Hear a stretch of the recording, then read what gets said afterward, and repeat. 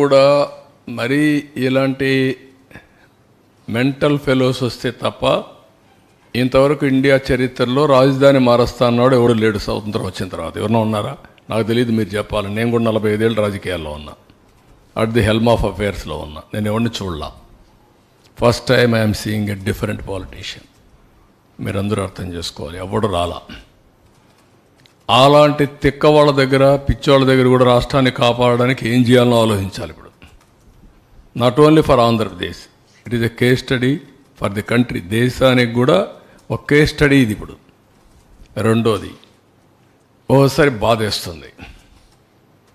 నా intentions are good.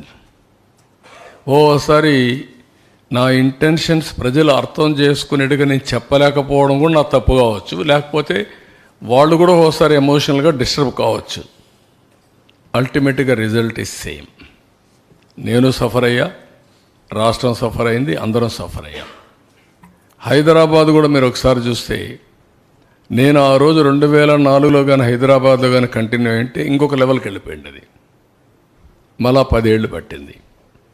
ఈ రాష్ట్రం కూడా 5 ఏళ్ళు కానీ కంటిన్యూ అయింటే, కంటిన్యూటీ ఆల్వేస్ క్విక్ రిటర్న్స్ వస్తాయి, ఫాస్ట్ గ్రోత్ వస్తుంది, బెటర్ ఎకానమీ ఎస్టాబ్లిష్ అవుతుంది.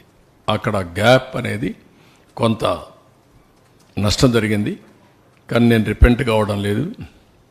నేను ఎప్పుడు కూడా పాజిటివ్గా ఆలోచిస్తా. ఏది జరిగినా మళ్ళీ దాన్ని అక్కడి నుంచి స్టార్ట్ చేసి ముందు తీసుకుపోవడం తప్ప వెనక్కి పోయే సమస్య ఉండదు.